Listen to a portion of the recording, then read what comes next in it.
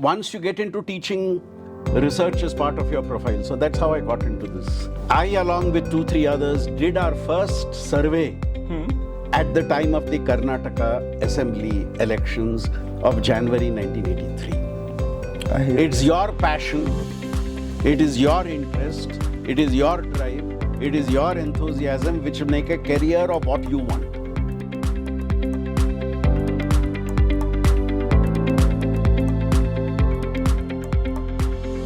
Hi, I'm Viraj Paranjape, a student at Chanakya University pursuing Chanakya Fellowship in Social Sciences. Today's episode brings together two pillars of political understanding, the Chanakya University and one of India's most respected voices in political analysis. It is in that spirit that we have us Professor Dr. Sandeep Shastri sir, political scientist, national coordinator of the Nitte Network, and one of the country's most trusted interpreters of electoral politics. He has spent decades studying how Indians vote, how federal structures evolve, and how democracy behaves in practice rather than in theory. His analysis appears in leading national and international publications, and his scholarship continues to influence both academic thinking and public understanding. At Chanakya University, this fellowship is built on a simple but ambitious idea that India needs thinkers who can understand society not in fragments but as an interconnected whole. Through conversations with leaders, practitioners, and scholars like Dr. Shastri, this podcast aims to open up those intersections where politics meets people, where institutions shape behavior, and where ideas turn into real-world change. So, with that, Professor Shastri, welcome to Chanakya University. It is my honor to have you here, sir. Thank you, Viraj. It's indeed a pleasure to be here. First, it's a pleasure to be at this university. And number two, when you contacted me and as I hear you today, I feel a little nervous because I'm talking to somebody who is so competent. And it's wonderful to talk to a generation which I'm sure is born in the 21st century. Am I right in assuming Yes, sir. that? 2003. Yeah. So somebody who has been born in this century represents the new India that we are all, the new Bharat we are all building. So it's wonderful to talk to you. Thank you so much, sir. My pleasure. So, sir, to start with, when you were of my age, I think data, technology was not as evolved as it is right now. So how did you thought of entering the field of political analysis? Who was your inspiration and how did this journey begin? Viraj, when I started off as a student of politics after my master's, which was way back in 1982, 43 years now. At that point of time, we had no technology as today. We used to use the good old typewriter for everything we had to write. And our research data was stored on data cards. I still have at my home a small cupboard which served as my data card shelves for my research work. Today I use it to store my clothing, but those days it was to store my data card. So we used to very, very religiously write our findings, our bibliographies, our readings from material on data cards. And it was a very laborious process of doing things. But we enjoyed it at that point of time because at that point of time, we thought that's the best thing to do. Some of you will be surprised that we lived in a world where there was no mobile phone, no laptops, no desktops, none of that. I wrote my first research paper on a typewriter.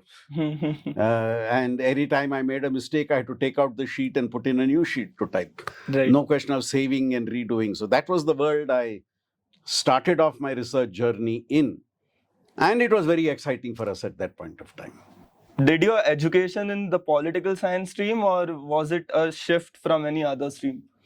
You see, I did my schooling in a system where in the 9th grade, you had to decide whether you are going to art, science, or commerce. Okay. And while I was excellent in science, except chemistry, of course, I was very good in maths, I was very good in physics. And everybody thought I would take science, but then I took in my 9th class itself, I decided to take social sciences. I was lucky my parents supported me. My mother was a little hesitant. Right. She said, how will I tell people that you have taken social sciences? And at that point of time, we were actually outside India, in a country which is today ravaged, a country called Afghanistan. I was doing my schooling there. My father worked in the United Nations there. So we had a small Indian community. So her problem was, how do I tell my friends that my son is taking social sciences? Right. But then I asked my mother, what is more important, what your son wants or what your friends want? And we played a small game, actually. She was a very devout person. So she said, we will put a chit of arts and science in front of God, and the one which falls, you will take that. I said, okay. And as luck would have it, the chit that fell was an arts chit. See. Great. But let me tell you the bigger story. I made both the chits and both the chits were arts. So whichever chit fell, it would have been art. So later on, I told her this and she said, you did a right thing because you chose the right profession. So the choice was in the 9th grade.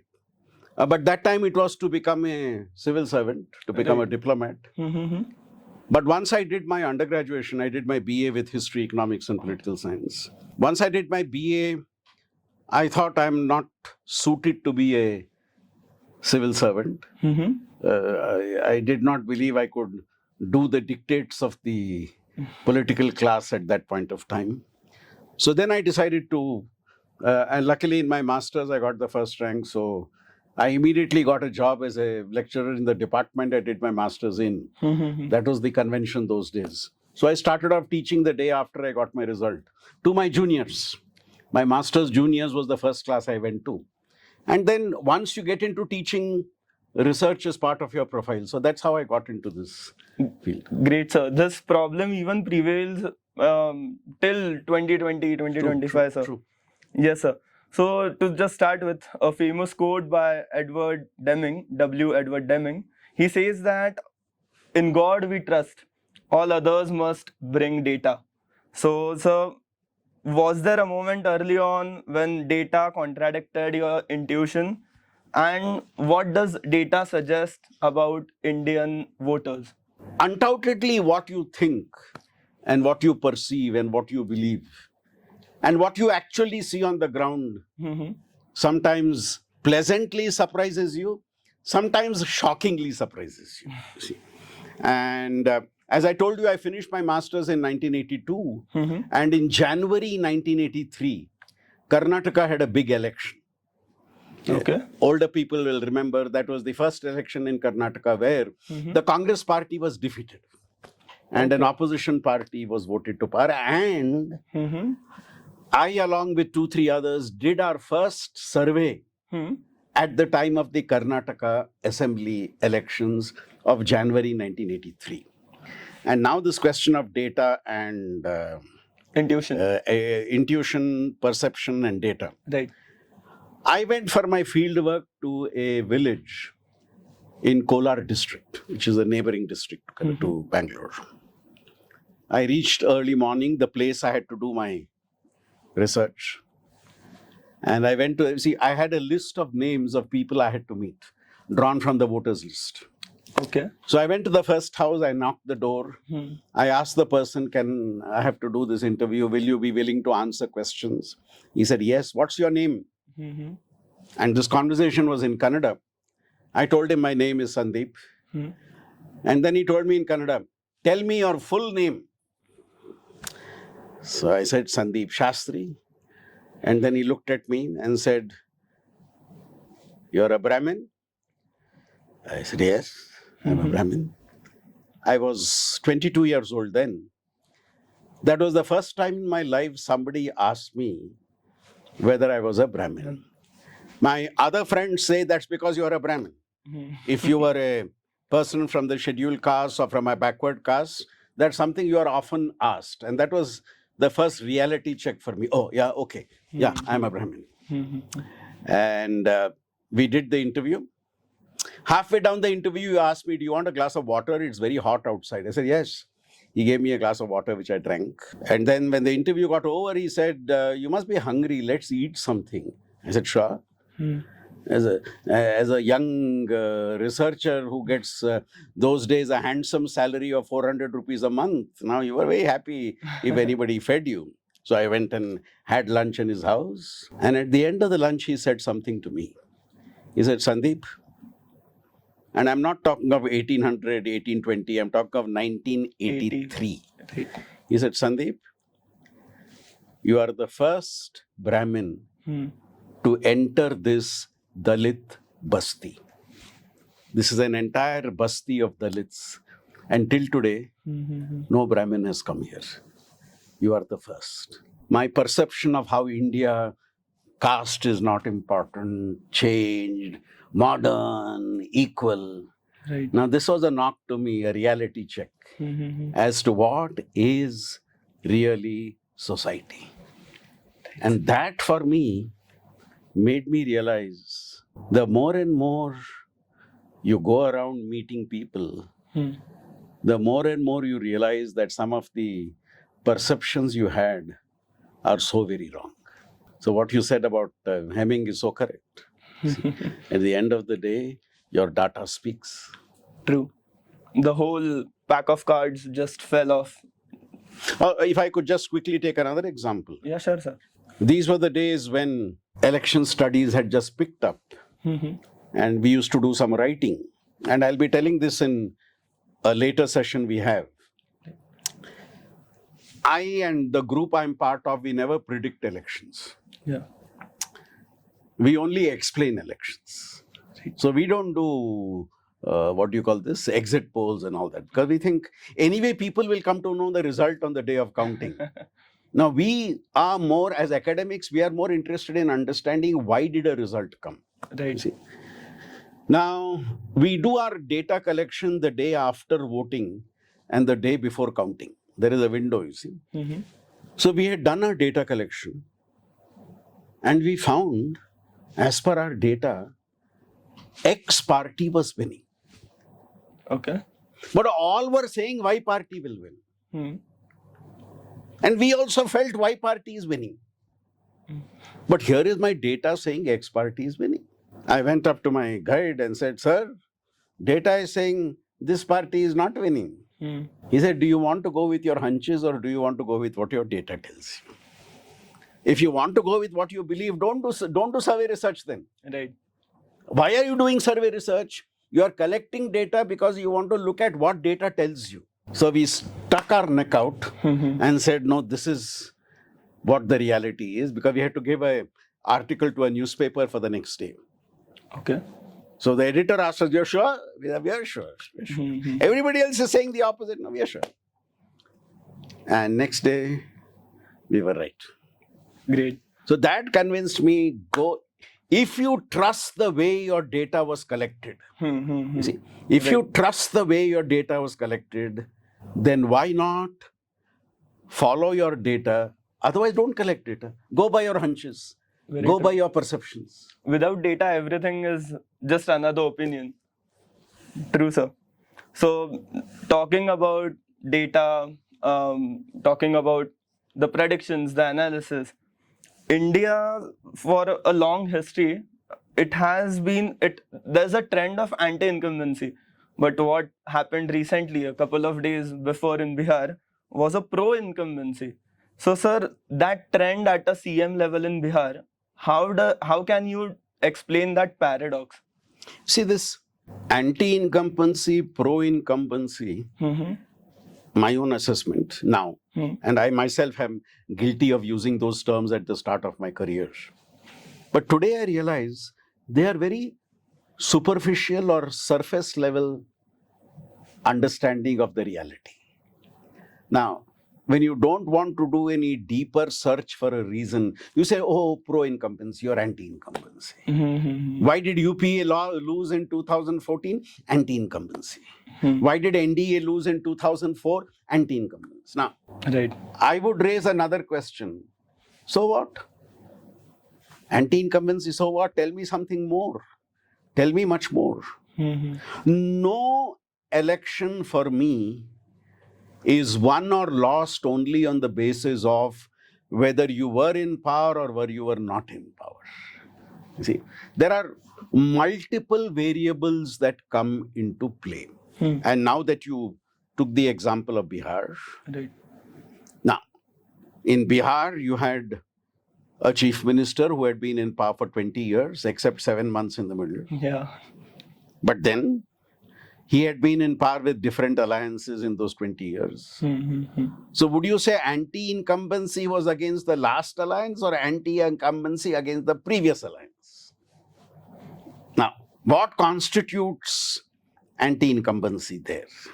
I have written yesterday in the Hindu that what happened in Bihar is a interesting chemistry of the alliance. Okay. What do I mean? On the one hand, the BJP went into that election under Prime Minister Modi's leadership. And it did not talk much about Nitish Kumar. JDU went into the election under Nitish Kumar's leadership. Right. So, JDU supporters voted for Nitish.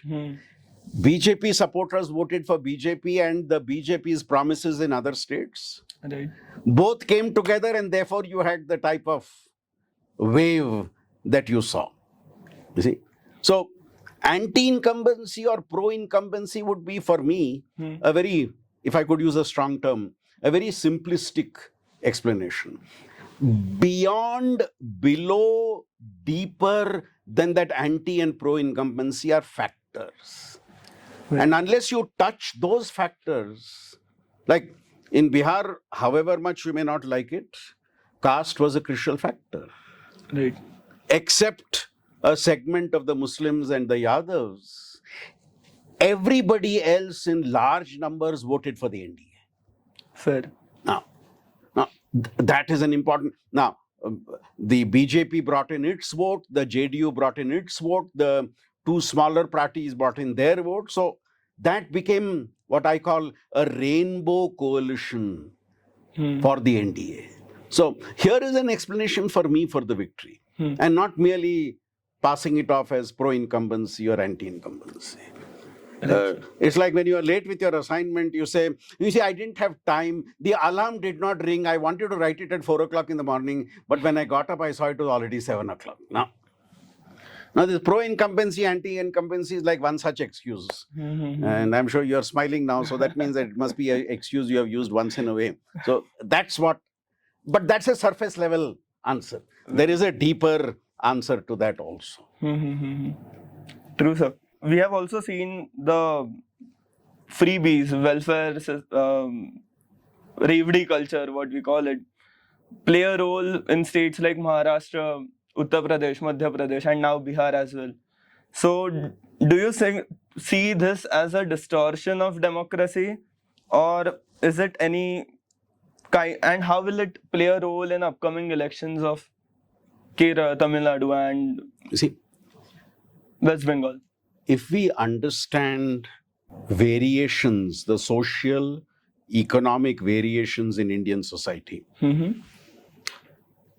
I would believe there is a large segment of our society for whom the government is not a facilitator, but a government is a provider. See, for people, given their economic levels, their subsistence and survival and meeting their basic needs depends on the state. So, if somebody were to say it's a freebie, I think that person is not sensitive to the economic reality of this country. That there are segments of society who depends on the state for their well-being. But there is a question. A, are we curating the benefit correctly? And is that benefit going to the right people? Right. Many a time our unhappiness is with the fact that those who don't need the benefit are getting the benefit. Very true. So are we curating that benefit correctly is, I think, the question we need to ask ourselves. Right. A lot of people say in Bihar, an important factor which led to the NDA's victory was the women vote in Bihar. Right. Women and migrants. Women and youth, actually. Youth. Okay. What people say, the new MY factor. Right. The new MY is Mahila and youth. Yuva. Mahila and Yuva. Okay. Now, why Mahila? I hope I'm right in my exact numbers. Women voting was 10 percentage point higher than men's voting. Right. This time. And we have reason to believe, and the studies I have read show, that women vote went in significant numbers to the NDA. Now, is it because of the 10,000 rupees given to every woman in a household account? Mm-hmm. Again, that would be a surface level answer for me. There is a deeper answer. For me, that 10,000 was, if I could use an analogy, the icing on the cake. Right. But there was a cake which was prepared over several years. Nitish Kumar's government had done a lot for women and girls who were studying. A cycle yojana for girls going to school. They had a whole concept of Ajivika Didi, who was part of self-help groups and the development focus of those people. Mm-hmm. And then, of course, the 10,000 just before the election. Now, what I'm arguing is it's not just the 10,000, it is all this backed up by that 10,000. Fair. Now, yesterday Prashant Kishore has raised the question. Mm-hmm. I'm going to see whether you can sustain this in the next 1-2 years. Now, that's where, do you make it a real development scheme or is it a freebie scheme? This is what people call freebie. Right. For me, if it becomes a real development scheme, yes. Mm-hmm. It is something because of which the livelihood of certain people have improved. And why blame governments in India for this? You look at a lot of European countries, Mm-hmm. you have something called social security there. And a lot of people are able to make their homes, manage their homes because of this. So, I would call it a social safety net, not a freebie or a revdi. I would call it a social safety net. Freebie, revdi is a political term I use to be able to challenge my opponent. Mm-hmm. See, if my opponent is doing it, I will call it that. Mm-hmm. When I do it, no, it is not that. See? So I would use a politically neutral term, that it's a social security net. Now, how tight that net is important. Right. Is that social security for those who need it? Mm-hmm. Or do you make it so elastic that social security net bursts one day because you have brought in people who should not be part of that? Now, that's the test. Right. But announcing revdi culture, the freebies, just before the elections like Ladki Bhain Yojana in Maharashtra or Ladli Bhain, or the 10,000 rupee given to Bihar women, then people question, is it only for the electoral politics purposes, or will it last for next 5 years? I will be apolitical. I'll also add Karnataka example where the Congress won with freebies. I would respect the wisdom and sagacity of the Indian voter who places her trust quotient on who he feels or who she feels can deliver the promise that they have made. Now, this time in the Bihar election, even the opposition came up with all promises. Right. In other states also, both sides have come up with promises. Mm-hmm. In Karnataka, the Congress came up with a promise, the BJP came up with a promise. But people went with the BJP promise, with the Congress promise. Trust quotient. Mm-hmm. You see? And trust quotient is based upon your past experience. Your past experience tells you that this party has, when it promised something, actually delivered on that. If not fully, at least the intention to deliver is visible. One leader once told me something which I'll never forget. I'll not take names. He told me he's winning the election. Mm-hmm. I said, how are you so sure? He used a phrase in Hindi, which I'll use and then translate it. He said, "Logon ko lagta hai mera niyat saaf hai."